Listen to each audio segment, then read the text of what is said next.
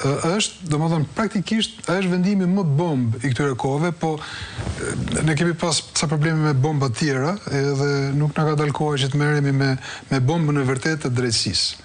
Së sotme, e cila arreston, burg, për hiç mos zë dhe për çdo gjë.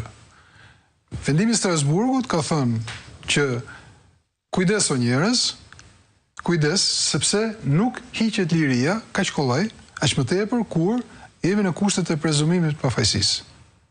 Është ajo që kemi kaq vite që e themi, që nuk është zgjidhje paraburgosja masive. Nuk është zgjidhje. Nuk është as zgjidhje juridike, as zgjidhje kushtetuese, as zgjidhje në pamjen e lirive të drejtave themelore të njerëzit, as zgjidhje financiare, as autoritet shtetëror nuk është diçka falso. Është falso. Është absolutisht nga fillimi në krye është falso. Është e mjaftueshme për ta shkatruar jetën e një njeriu? Po sigurisht mo. Patjetër që po mo.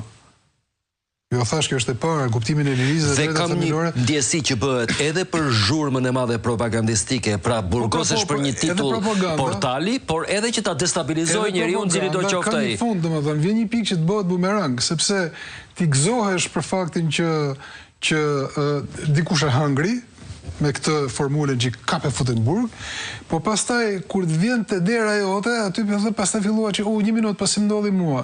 Dhe kjo po ta veshëroj me vëmendje dhe kjo është kritika ime esenciale që kam me të gjithë njerëzit publik, me shumicën e njerëzve publik, përfshirë edhe ata që merren në politikë, që deri në një orë të caktuar janë pro drejtësisë, pastaj ore bëhen kundër drejtësisë. Tani duhet nda mendja, jemi pro apo jemi kundër?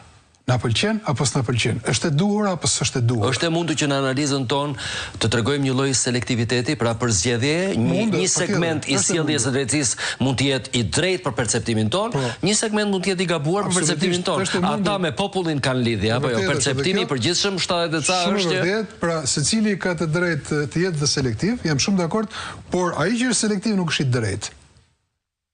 Pra që ti je i drejtë duhet të jesh njësoj për të gjithë. Pa përjashtim për të gjithë. Sado i nat ta kesh personin që ke përballë. Ky është mendimi. Për shembull, ka gjëra të ndryshme në njerëz të ndryshëm, rasti konkret Gëllçi, i cili duhet ndihet mirë për një fitore spektakolare në Strasburg në raport me Gëllçi s'ka fituar asgjë. Jo, e di që s'ka fituar, për procedurë do kishim thënë. Ka fituar një ego apo ka fituar dinjiteti i tij, kjo është një gjë tjetër, por me atë vendim për mendimin tim ka fituar Shqipëria, ka fituar shoqëria shqiptare. Sepse ajo është një shuplak shumë e rëndë për drejtësinë e sotme, e cila spekulon me masën e sigurisë arrest me burg. Dhe kjo është një problem shumë i madh. Ylli që ti nuk i referohesh domosdoshmërisht prokurorive. Ti më shumë në këtë rast i drejtohesh gjykatave. Gjykatat i marrin ato vendime në analizë të fundit, por unë nuk e shoh problemin gjykata dhe prokuroria, unë e shoh problemin që ligji shqiptar është defektoz. Ligji shqiptar i post-reformës në drejtësi është ligj bolshevik, është ligj edhe më bolshevik se çka qenë. Dhe kjo e bën sigurisht edhe niveli spekulimit pastaj në zbatim rritet, sepse ka ndodhur një gjë në kohën e post-reformës në drejtësi, që duke i decentralizuar prokurorët, pra deri para reformës i kishim nën piramidën e prokurorit përgjithshëm, tani duke i decentralizuar thjesht për arsye të egos personale, një prokuror i kput masa sigurie pafund, sepse do të kapi lajmet. Tani nëse prokurori do të kapi lajmet, ka marrë drejtësia. Sepse ai që të jetë i njohur për publikun, që të bëj famën e nevojshme për publikun, ai do bëj çdo gjë. Do bëj presion, do intimidoj, do t'i bëj gjitha. Për hap lajme, përgjimet, dolin në media përgjimi. Kush i nxjerr ato në media? Nuk i nxjerrin avokatët ato. I nxjerrin prokurorët që duan lajme.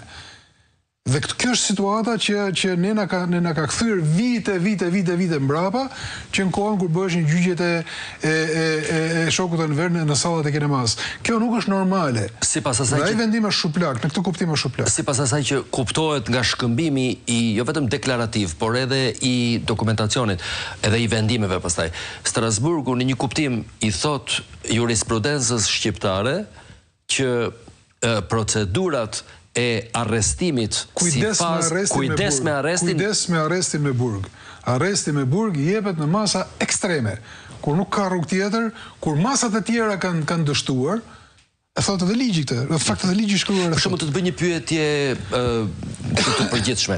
Në qoftë se un jam një njeri me post dhe ose një X person është një njeri me post dhe ai akuzohet nga prokuroria, por në qoftë se ai shkon në zyrë, ai mund të djegë dokumentacion, mund të shpërndajë ato në vende që për t'i ruajtur, mund të lëvizë. Ky njeri i cili duke qëndruar në post dallueshëm kërcënon provat, në parim justifikohet që shkojnë në burg? Atëherë, asnjë gjë nuk justifikohet me parime dhe me presupozime.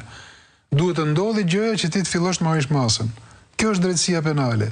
Fillon me një habeas corpus, që ta shohë syri, çka ka ndodhur më. Dhe për atë që ka ndodhur dënohet njeriu ose izolohet njeriu. Jo për atë që ti ke frikë se mund të ndodhë. Megjithatë, ligji është i qartë edhe për këtë. Ke frikë që prish provat ato, mos e lë të shkojnë në zyrë. Pezulloje nga detyra. Vendosi një kaucion financiar, izoloje në një situatë tjetër, për ka masa të tjera pafund. Para se të shkosh te burgu dhe ti shkon në paraburgosi kur thua unë i mora këto masat dhe dështova. Sepse ato djegjen e provave që keni marrë, po zhdukjen e provave mund ta bësh nga burgu. Po patjetër. Atëherë po nëse e pranojmë këtë që e bën nga burgu, atëherë ku dallon një masë siguri nga një tjetër? Pra nuk e zgjidh problemin. Në këtë kuptim them që duhet lexuar mirë vendimin e Strasburgut, sepse jo se e thot Strasburgu, po thonë kemi kohë që e themi këtë gjë. Sipas analizës tënde të largët dhe relativisht të jashtme, Saliani ose ish presidenti Meta kanë një shans që për mënyrën se si ju është dhënë atyre masa e sigurimit me burg, Strasburgu ta shohë në të njëjtën mënyrë? Atëherë janë dy raste të ndryshme. Saliani është një zyrtarisht formalisht person i dënuar dhe po vuan dënimin, ndërsa Meta është i paraburgosur dhe